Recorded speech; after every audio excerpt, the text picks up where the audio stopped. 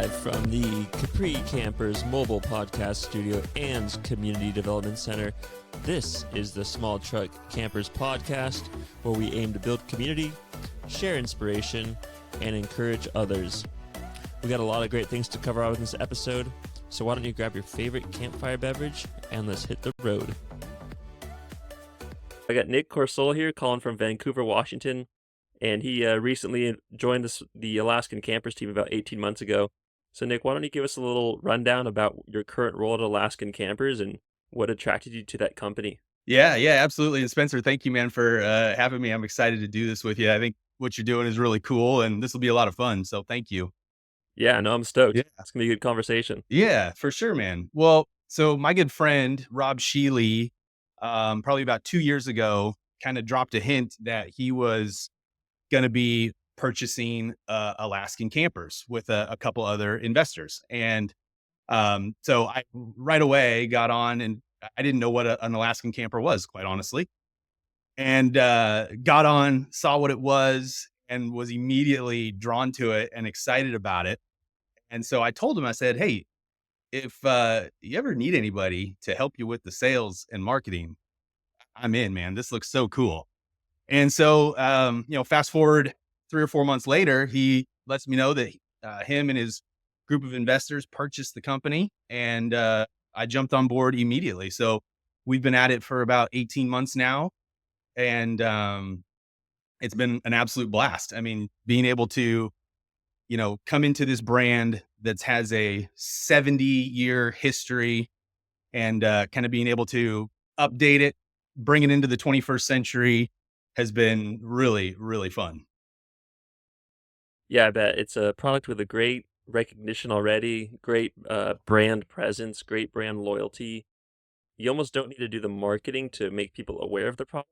But I will say, it did feel like Alaskan kind of fell off the map the last 5 or 6, before you came on board, you guys came on board and introduced new colors and new logos. Prior to that, it did feel like Alaskan did fall off the map a little bit. So your buddy's team and yourself joined Alaskan, what was kind of the state of the business? Had it been updated in the previous years? Were they still using kind of not older, but proven build processes? Or were they on the innovation fast lane and you guys just intersected that halfway? Yeah. So, when we took over, we were kind of thinking that this was going to be a bit of a turnkey thing. We're like, oh, we've got this legacy brand. Yeah, we're going to do some social media, maybe update the camper, add a color. And this is going to be no problem. This is going to be easy. This will be fun.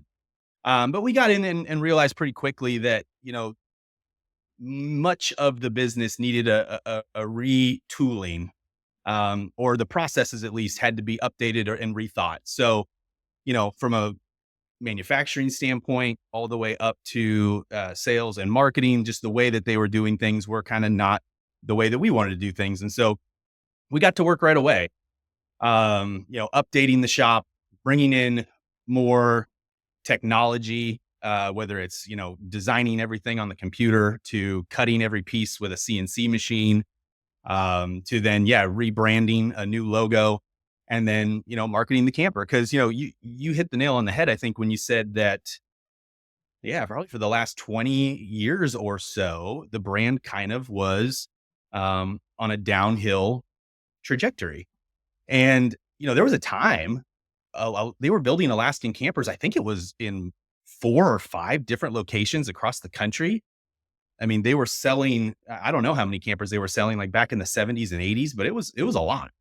And then have kind of been on this downward trend. And so, we dove in right away and started, marketing the way that we thought the business should be marketed, rebranding it the way we thought it should be rebranded, and then ultimately manufacturing the camper the way we thought it should be manufactured, by injecting a bit more technology into it. So, the cool thing is that the camper was really well built and always has been. And so there wasn't a ton structurally that needed to be done, but really just modernization. So that's kind of where we've had a lot of fun and got a chance to be a bit creative and put our stamp on it. Yeah, it's awesome. And I think I remember, well, I see them all the time come up for sale. used on Craigslist and stuff. And the Alaskan look is just so unique. There's nothing quite like it with a curved roof. The older ones had like that aluminum siding, and just the way it raises, it lowers, the whole marketing thing. It's super timeless, and a testament to the build qualities. We'll see them used all the time, and sometimes they're like late 60s, sometimes they're early 70s, and they're still fetching a grand or 2 grand. Yeah. And if they're in decent condition, a little more. There's a whole following on Facebook groups that I'm a part of for Alaskan Camper, like restoration, and a lot of cool history there. So when you guys, when the team took over, was there a lot of kind of old, older folks that have been there for a while that were used to the manufacturing that are still working there that kind of carried on that high quality build tradition, or how did the manufacturing team change, if at all, since the quote unquote, we'll call it the takeover, or the re what do you want to call that period of time when the new investors and the new owner took over? Yeah, I don't know. That's I've never really thought about that. What do you Yeah. call that? Yeah, the rebrand, the refresh.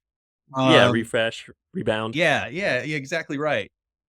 So yeah, the cool thing is we were able to retain many of the folks that had been, some left, obviously, like in any transition that happens. But we were able to keep a handful of folks. And so we've got a few guys in the shop that have been with Alaskan 20, 25 plus years, which is so cool. I mean, so now you have this healthy mixture of people that have been there for a while and folks that are brand new, and the exchange of ideas is just fantastic. Yeah, keeping those older people that just know where everything is, that know how to build every part of it. It's invaluable. You might pay them a wage or a salary or whatever, but their worth is like so high just because they have all those old secrets that make those campers truly unique and truly like, they put the little finishing touches that you don't, the modern consumer might not know, but the older folks or the more experienced people are like, okay, yeah, this is same company, That's right. which That's is right. really And cool. and that's and that you hit the nail on the head there too. Like it is the same company. It's the same company, just in our opinion, upgraded. Cool. That's awesome to hear. So, do you know much about the history of Alaskan? When they were first built, or like why the name Alaskan? I don't know. I don't have a whole lot of knowledge about the humble beginnings. I'm not sure if you do, but if you got any intel you can share on that side of the house, Yeah. I'm sure our audience would love to hear about the legacy of Alaskan. Yeah, absolutely. So, Don Hall was the original founder who created the design essentially. And he was, playing around with a matchbox, like an old school matchbox, the ones that slide in and out of the sleeve. He was playing around with a matchbox, and that was when the light bulb went off in his head. And he's like, I can create a camper that raises and lowers based off of this matchbox. And so, if you look at the design of the Alaskan, it's kind of like a matchbox. You have the top that is slightly larger than the bottom, and the top slides over the bottom. And Don Hall was looking for a solution to get him up into Alaska to be able to do the things he wanted to do, have a 4 season camper, but then still be comfortable up in Alaska all year round. And so that was kind of his impetus for creating this Alaskan camper, hence the name. This was the camper that Don Hall was going to use to get him up into Alaska. And I don't know how much of this is true, but I've heard rumors that Don Hall's wife basically told him the only way you're getting me up into Alaska is if you can create a camper that is comfortable enough for me to live in. So I think, folks with wives understand that, often the greatest ideas that we have come from our women who love and support us. So I think, for Don Hall, it was no different. He had a good nudge from his wife to build really an incredible camper that could get them up to Alaska and live comfortably. That's funny because you can totally see, or at least I think you can see hints of that, especially in the older campers, like just the lights, like built-in lights, or they're like lights with like a light shade over them That's almost. right. That looked like a cabin, or something you'd find in like a 60s or 70s home. Yeah. And the leather couches were like pleated, or they had like the buttons in them. That made it look like a sofa on like a nice house or something. So maybe some of those early, influences stuck around, but you can totally see like the home aspect of an Alaskan camper, which is, in my mind, they bridge the gap between like camper camping and almost like luxury camper camping in terms of amenities. I know recently, being like 2018, 2019, I'd see some Alaskans because I was interested, so I'd hop on the website, and the cost was, you know, very notably high, but the product was like extremely well quality, and like I'm talking like leather sofas, full sinks, like beautiful woodworking. The lowering and raising mechanism were just integrated so well, and then you have the hard sides that pop up on the inside for that fully insulated cabin feel is just very very luxurious, and I can kind of see where maybe Don Hall's wife influence is still stuck around until until the early late 2010s 2018s whatever. Yeah, yeah. No, you're exactly right. And those touches are everywhere in the camper. And we still have that classic. We actually call it the classic interior. We still have that original interior. I would say going back at least 25 or 30 years, the interior that you saw in those campers in the late 80s, early 90s has still been retained, and we offer that today. And while we have a couple other newer interiors that may feel a bit more modern, I think they still kind of have that cabin warm vibe. Just a huge shout out to Capri Camper for making this podcast possible. Having this mobile podcast studio is just a perfect way to have it set up, ready to roll, invite awesome guests onto the show, and I get to enjoy the craftsmanship, the how well this thing is built, and I love just looking around. It's so inspiring. It really makes for a good show. So thanks to Capri Camper. If you're interested in the Capri Camper or you're considering a Capri Camper, feel free to hit me up. I did a full walk around tour with the owners. I had a podcast on podcast with the owners as well, and I got to really learn the ins and outs of how Capri Campers are made. So if you're considering a hard-sided camper for your small truck, Capri Camper is where I would start my search.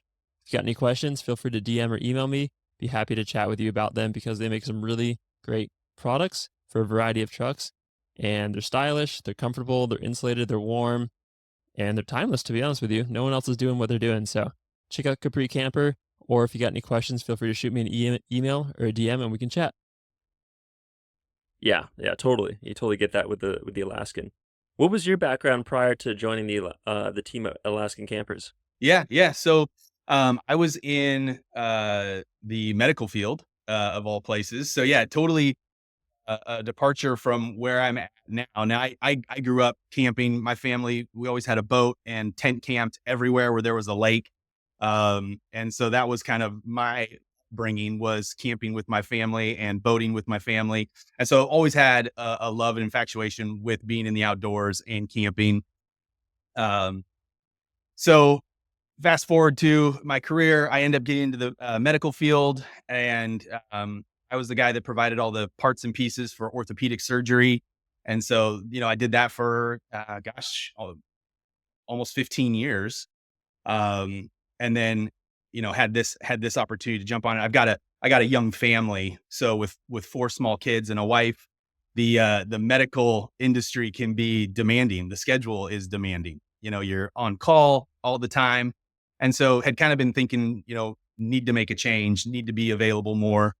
And so that, was kind of the impetus for me, looking for something else to do, which is the timing was perfect to get connected with Rob and, start working with Alaskan.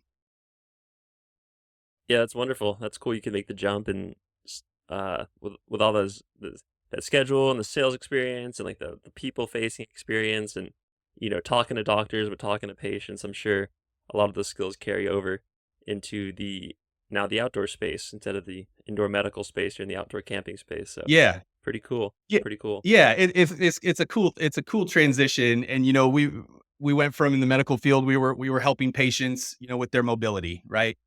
Patient has a sore knee, so they get a total knee, or a bad shoulder, so they get a total shoulder. And so we were helping improve the lives of patients by, providing the parts and pieces so that the highly skilled surgeons could install them.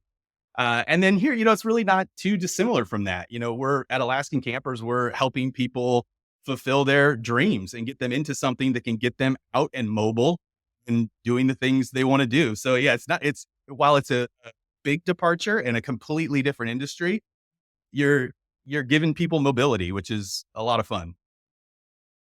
Yeah, totally, and they get to think about a product, go visit, order the product, like, the whole process is just ki it's pretty magical, and it's exciting for the customer and for the manufacturer, so really cool to be a part of that.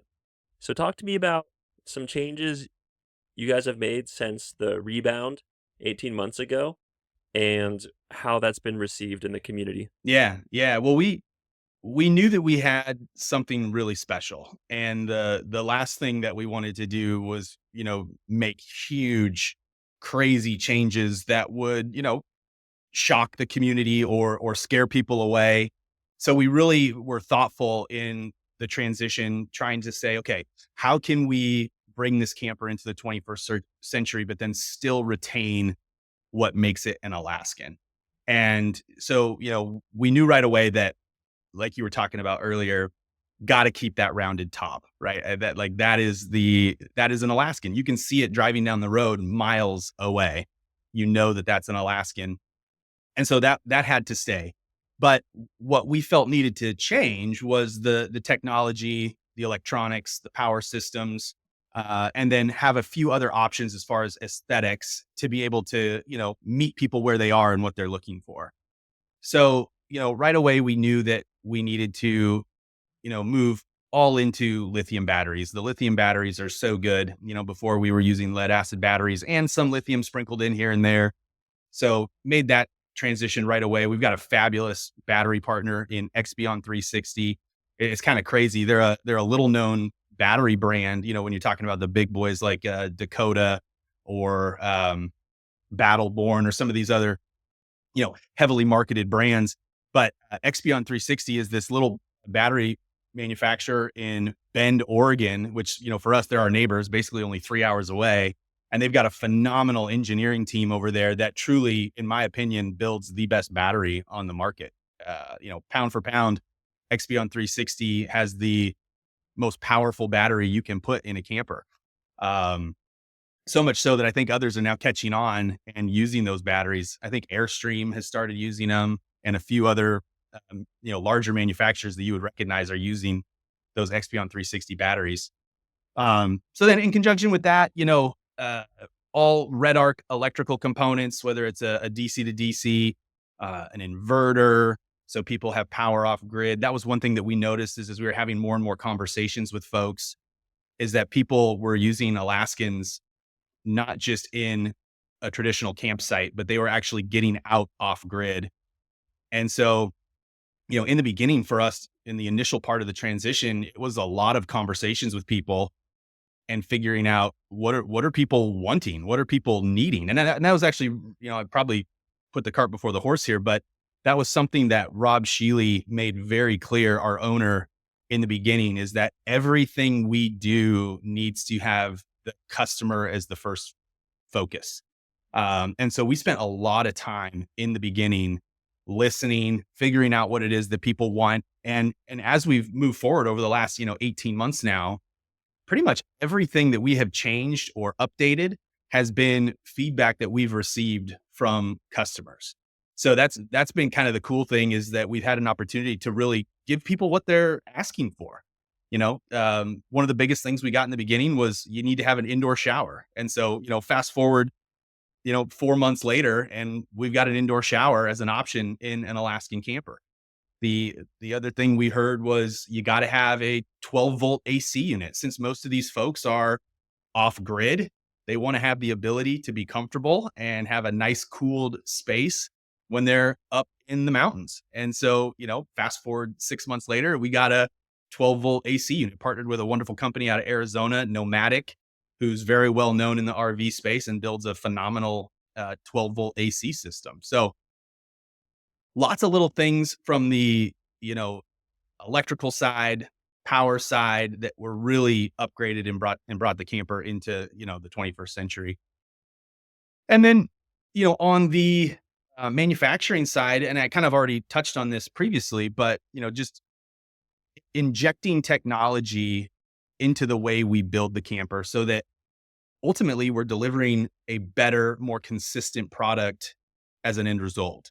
So designing every camper now that gets built is designed on the computer, where, 18 months ago, they basically were building these things off of the knowledge they had stored in their head. There was no guidebook, there was no real blueprints. I mean, there was some rough drawings and things like that we had, but we were shocked to see that there wasn't really, legitimate drawings of these campers, or a method of how they were built. It was kind of tribal knowledge, and they built these things because they've been building them for 50, 60, 70 years. So, you know, obviously coming into it, we didn't know how to build them. So we had to, draw that knowledge out of the folks who knew how to build them, digitize it, put it onto the CAD. And now every camper gets designed on the computer first, which is really, really cool. And then that translates to the CNC machine. So every cut now is made on a CNC machine, where, previously it was hand cut with a jigsaw. So just kind of, yeah, I mean, it's crazy. It's crazy stuff. I mean, I see you laughing. It really is wild. When we first took over, I mean, there were guys, literally hand drawing and hand cutting with a jigsaw. And this was in, 2023. And now a quick word by one of the supporters of the community, Afua Coffee. This episode is fueled by Afua Coffee. Afua Coffee. Do good, go Afua. Afua means outside in Spanish, and I couldn't think of a better partner for our coffee that would fuel all these podcast episodes and adventures. Not only does Afua Coffee give 5% back to organizations that keep the outdoors pristine, they have sustainably sourced coffee beans, and all of their packaging is compostable. With coffee names like Sunrise Sessions, Morning Gratitude, and Black Gold, it's sure to fuel any adventure you have in store for the day. So do good, go afuera, use code SmallTruckCampers at checkout for 10% off. And now, back to the podcast. That is wild. That is the first time I've like heard of a such a well-known company. It's cool that they operated that way from a minimalist or just like legacy brand perspective. Like that's cool. Like the workers know the product so well. They're like craftsmen. They're masters of their craft, and they just know. Like you don't need to. Yeah, camper will be done. I got to do X. You or I look at it, it's just a shell. But these guys are like, all right, yeah, well, cushions are going in soon. Then after that, I have to install the door, and then after that, then the sink. They just know. But definitely streamlining it. You can measure your lead times. You can measure your times to make everything, and then I want to segue that. Having that technology or that method down now allows you to scale up or down. And was that we could talk about the new camper, the 630 that you guys just announced? Yeah. So was that a result of like kind of streamlining the production, and now that all these models and dimensions are digitized, now I can just shrink it down to a 6-foot bed, or blow it up to an 8-foot bed? Or let's talk a little bit about the design process, and then the new camper you guys just announced. Yeah, that's exactly right. So now that you have everything in the computer, now I always oversimplify things, and our CAD designers always remind me of that. They're like, Nick, okay, yeah, I understand what you're asking for, but this is going to take me some time to put it together. Oh no, you just shrink it. It's easy. Just shrink it down. No big deal. But yeah, it is essentially that, where now that everything is in the computer, you can, adjust things, shrink things, stretch things. And so, you mentioned the 630, and this is a really cool opportunity for those folks with short bed campers. Again, short bed trucks. Another thing that we were able to change or modify based on conversations we were having with the customer. So I can't tell you how many times I'd be on the phone with somebody who had a short bed pickup truck, which is the overwhelming segment of the market. Yeah, it's the majority right now. It is. And so folks would call in, hey, I want to be able to close my tailgate in my Ram pickup truck with a 6'3" bed. And, unfortunately I had to let them know, like, shoot, we've got this 650, which, while it does fit in the back of some short beds, it doesn't fit in the back of all of them. And so we realized pretty quickly after a few of these conversations, we have to come up with a camper that is small enough to fit in those smaller short pickup trucks, because it is pretty crazy. All of these manufacturers have, truck manufacturers have quote unquote 6.5-foot beds, but none of their 6.5-foot beds are the same size. They're And even as you go with the same manufacturer, even as you go from one year to another, the bed size changes and it's usually shrinking. So that was something after listening to customers and getting their feedback, we knew pretty quickly that we needed to come up with something that was able to fit in the back of a short bed, the shortest short bed pickup truck, and still allow our customers to retain that tailgate, which, I get it. Like these tailgates now, back in the day, a tailgate was a throwaway. Like there was just nothing that cool about it. Maybe you could step out onto it and use it as a front porch or something. But now, I mean, step systems, stereo systems, backup cameras, like the tailgate has become a real feature that has a lot of function, and people want to keep their tailgates. Very interesting, especially, yeah, with backup cameras. Some have, like, a little ladder built into them. Some are, like, the barn door slash the tailgate. So my truck's a '97. Yeah, the tailgate weighs about 150 pounds, and the only function it serves is to keep lumber or something in the bed, so that was the first thing to go. Yeah. But, yes, these newer vehicles, it's incredible the technology they pack into that tailgate, so I can see someone with a newer truck, that could be a showstopper for them, like, well, if I have to remove the tailgate, I have to, like, rewire all this stuff, and then, like, my sensor is gonna go off, and then because I even think some have, like, a lock on them or, like, a sensor. I was at the beach, this is a few months ago. This guy had a brand new truck, I don't know what brand, GMC or something, and, the alarm kept going off, and he's like, "Oh, man, freaking, like, what the heck?" And, the alarm kept going off because the truck bed tailgate was shut, but he kept putting his arm into the truck bed to, like, grab something, and it sensed like a burglar or like a Oh, theft alarm funny. was going off. So, he was all he's an older guy, he's like, "I hate this new technology," but, I can totally see the difficulty and why it is important to retain the tailgate based on all the technology and the luxuries that are now built into that piece of equipment. So the 630, is that the length overall, 663 inches, or what's like the d d I don't know, what's the name really mean, I Yeah, guess? yeah, yeah. No, so we're um in kind of renaming, before it was an 8-foot Alaskan, 10-foot Alaskan. And so even, there was a lot of confusion. Again, something that stemmed from talking to customers. There was a lot of confusion about like, oh, well, this is an 8-foot camper, but it's not exactly 8 feet, right? Or this is a 10-foot camper. It's not exactly 10 feet, 6.5-foot camper, not exactly 6.5 feet. So, you know, the name of the camper didn't necessarily correlate to the length of the camper. So we kind of just did away with that nomenclature. And we're still kind of in this transition phase. We still often still refer to the 6.5-foot camper, but now there's a name associated with it, like the 650, or with the new 630 camper, it's closer to 6.3 feet, essentially, hence the name 630. So we have the length designation in the name, which is the 630, and then whether it's a slide in or a flatbed. So you'll see it now on our website. It'll be called the 630 SI for slide in, or the 630 FB for flatbed, or 800 FB for flatbed. So I wish I could tell you that it was like a really fun, creative naming process, but it was really more just speaking to the size of the camper and what it is. Yeah, and that's consistent, I'd say, with other manufacturers, like, Lance has, like, the 650, which is for, like, a 6 foot 5 inch bed, I think.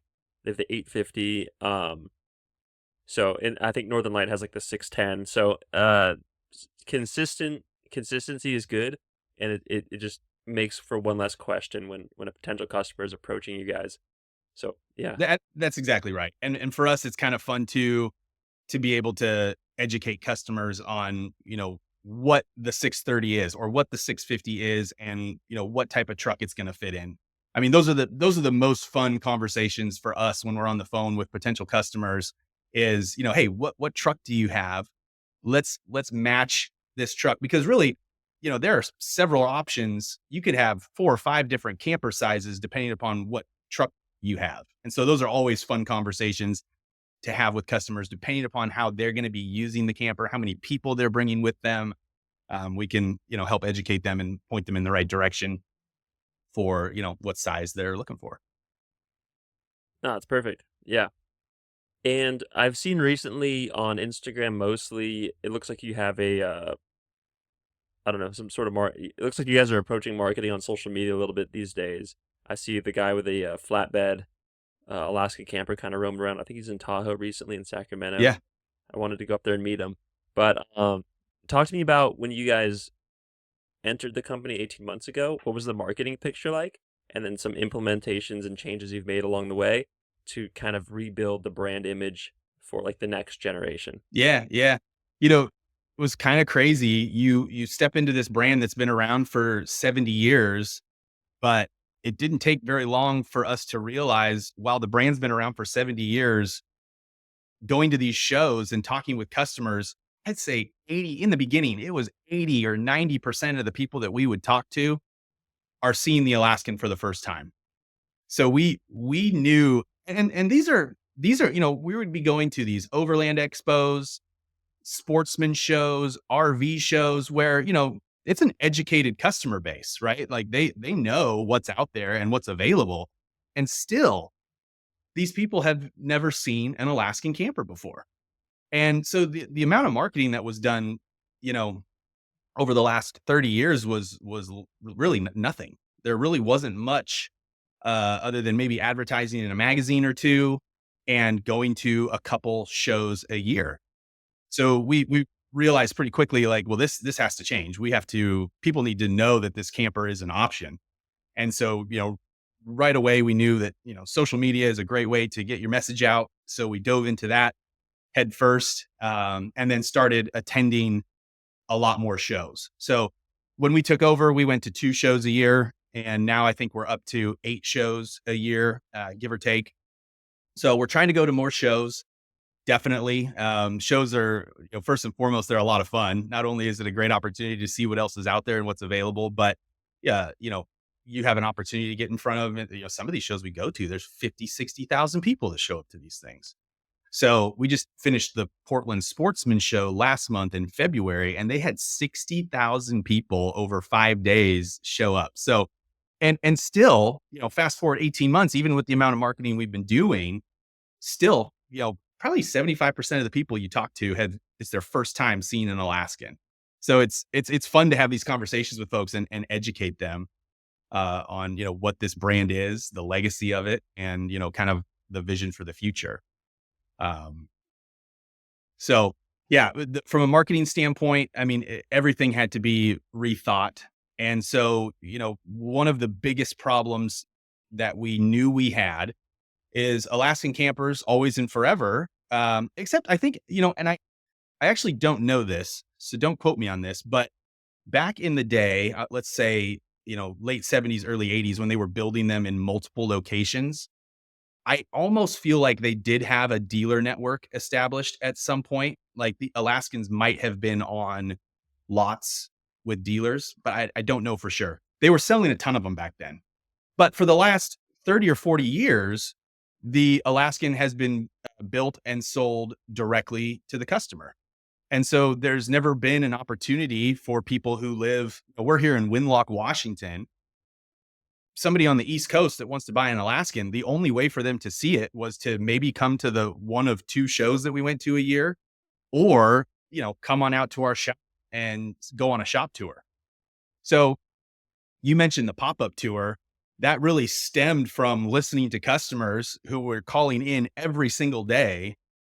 How do I see one? Where do I see one? I live in New Jersey. I live in Florida. I live in Minnesota. How do I see this camper? And so we knew, okay, got to go to more shows, and then got to meet people where they are. And the pop-up tour is exactly that. It is an opportunity for people to get into the Alaskan. So we've got Justin, who's fantastic. Justin has done a lot of our photography and videography for us. And he's just a fantastic guy, great personality. And he is now on the road with us for these pop-up tours. So we're driving all around the country, giving people an opportunity to sit in the seats and, touch it, feel it, and actually see what an Alaskan is all about. So it's been really well received. We had the first one we had 22 people show up in Boise, Idaho to see the camper. Like, just, it's like, well, you see, we just threw it out there as like, okay, let's see if this sticks. and had people immediately interested. And so there was a need for that. And so I think we're helping to fulfill that need with the pop up tour. And is the pop-up tour something I know that he was hitting some events of some sorts, but is it mostly just kinda like going somewhere and saying, "Hey, we're gonna be here for the day," like cruise by kinda thing? Yeah, Kinda like parking lot style, like cars and coffee style? Or is it more like, "Come see us at booth 90,000A at this weekend's, Southern Hemisphere Expo show," or what's kind of the yeah, how are we engaging with customers? Where physically are you meeting them for the pop-up tour? yeah, yeah. So we kind of, based on um, people that we're talking to, we find out one of the first questions we ask is, "Hey, where are you located?"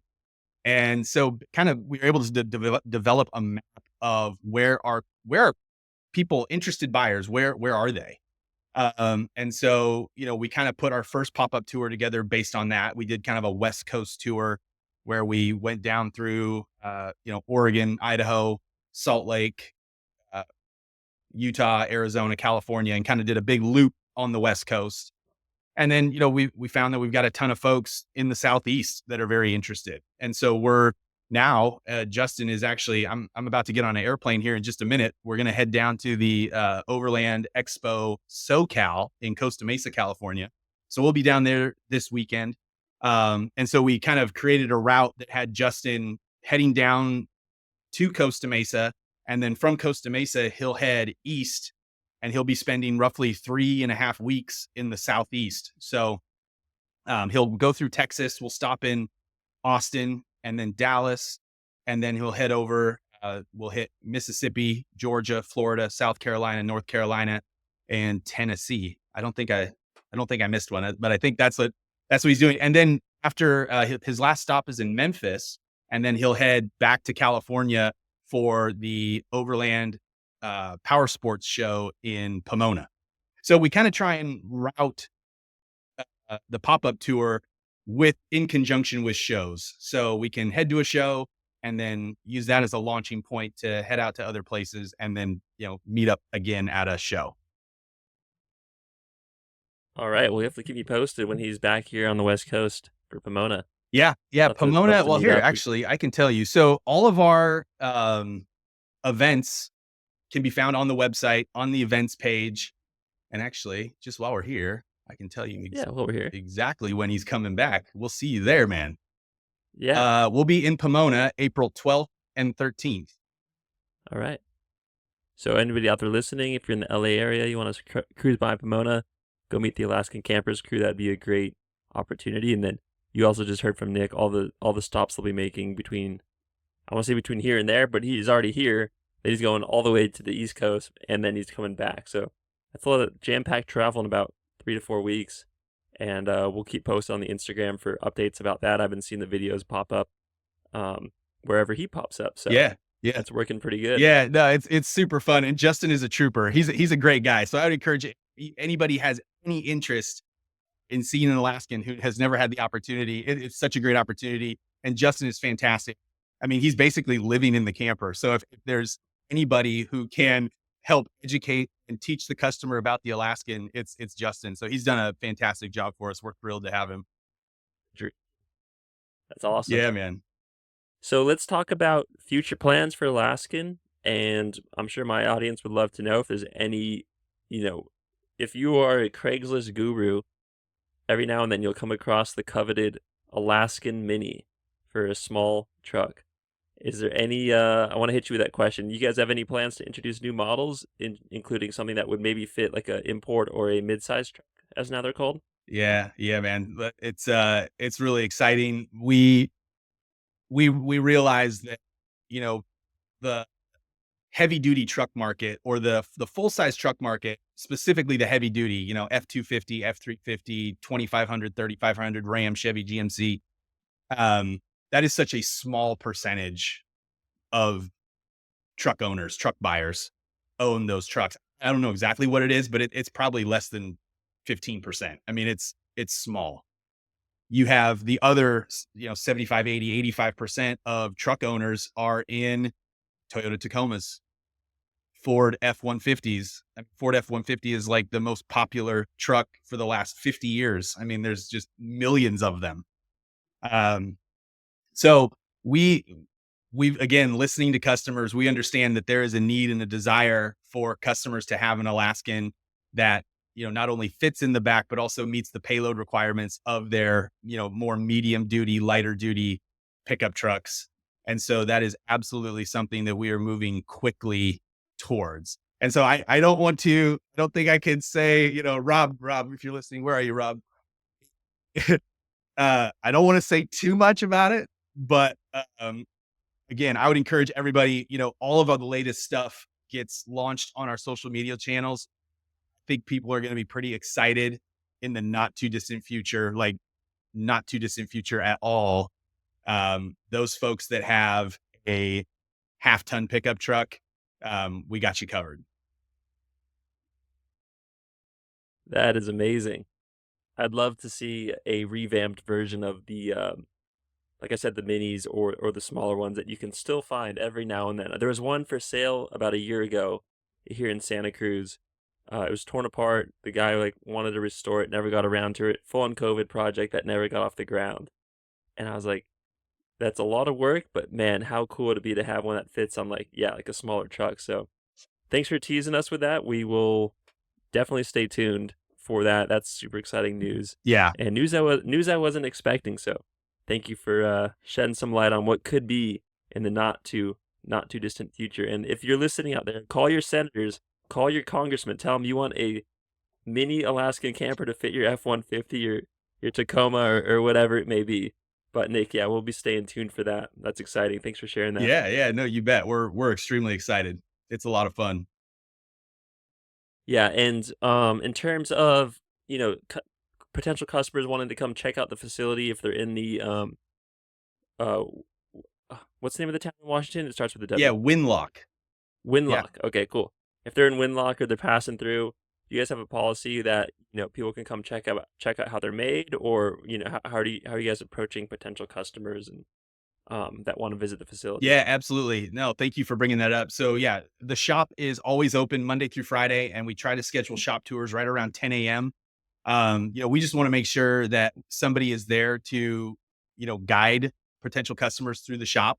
And so we do ask that you schedule it, call ahead, shoot us a text message, give us a call, and let us know when you want to come see. Now, while we do appreciate drop-ins, and drop-ins happen all the time, sometimes we feel like we can't best serve our customers when they just drop in, because we don't always have somebody available to take them around the shop. So if you have the opportunity, if you know that you're going to be near Winlock, Washington, which we're about halfway between Seattle and Portland, right off of Interstate 5, just a couple miles off the freeway. But if you know you're going to be in the area, yeah, just shoot us a text. I mean, it's as simple as shooting us a text, and we will meet you up at the shop. It's super fun bringing people into the shop, walking them through the campers. At any given point, we have between, 6 to 8 campers that are in production, as well as, 6 or 8, finished, inventory models that are available to purchase, that day too. So we actually, I just had some customers in the shop. This was was it Monday? It was Monday or Tuesday. I can't remember which, but they were coming by just to look and kind of learn and go on a fact finding mission. And they drove away with a camper. It was pretty cool. We had the exact model they were looking for. It had, with our inventory campers that we have available on the website, one of the things we're trying to do, with listening to the customer, is figure out, what people are wanting as options on their camper. So for always and ever, we've built custom truck campers, right? We build it the way people want it. But we saw that there's a common theme with the way that folks were building them. And so we started building available inventory models, because people call in, they're like, "Hey, I want one now. Where do I get one?" So we started building available inventory models that were nicely optioned, that had everything the customer wants, but nothing that they didn't. And so it's kind of fun to now have, 6 to 8 models up on the website and in the shop that can be had today for those folks that are not wanting to wait the 6 to 9 months to get one built. That's so funny. They just went, hey, let's just go look and see what happens, and then all of a sudden they're driving home with a brand new camper. Yeah. That's too cool. Yeah. It was really, really fun. They were thrilled. They'd been looking at us for a while, finally made the trip. I think they were actually from Alaska, if I remember correctly, and came down, toured the shop, saw everything, and took them to this one model. And they're like, you know what? Why we're here? Let's just get it done. We know we want it. We've been wanting this thing for years now. Let's just do it. And they did. They drove away with it, which was pretty cool. Wow, that's awesome. What a cool moment. That's really cool. Yeah. Well, that's wonderful. I mean, we covered a lot of great stuff, the history of Alaskan, the changes you guys have implemented, some tours that where people can go out and see the camper, and perhaps some new models will be introduced later this year. Is there anything else you want to leave with the listener about maybe how they can, I don't know, anything you want to leave with the listener about Alaskan campers or whatever you have? Yeah, I mean, no, this has been a lot of fun. We covered a lot of ground. Um, I think I guess if there's one message that I want everybody to understand is that we are, constantly innovating. We are constantly finding ways to improve the camper, and ultimately, we're listening. We're listening, and so if you have an idea or something that you want to see, we're an open book. Like, give us a call, shoot us a text, let us know what we're missing, because we are ultimately building this for the outdoor enthusiast that wants an easier and better way to get out and see the things and do the things that they want to do. So, everything that we do is customer focused, customer driven, and we're just trying to build a better camper tomorrow than we are today. So it's super fun, and we've got an ownership that is committed to that, which has been fantastic. So, the Alaskan campers are the best they've ever been, and they're only going to get better. That's incredible. I love that. That's a great note to end on. And we'll link below to the Instagram, to the website, and where listeners can learn more and maybe come up and visit you guys and check out some of those inventory models. So, Nick, thanks so much for joining me this morning on the Small Tree Campers podcast. I know you got a flight to catch in a few hours to go meet up with Justin, which will be an awesome experience down there. Uh, and hope you guys have a good show this weekend. Hope it turns out well. And looking forward to staying in touch and following along what you guys got coming down the pipeline. So, Yeah, thank you. absolutely. Thank you, Spencer. Appreciate the time, man. This was a lot of fun. Thank you, everybody.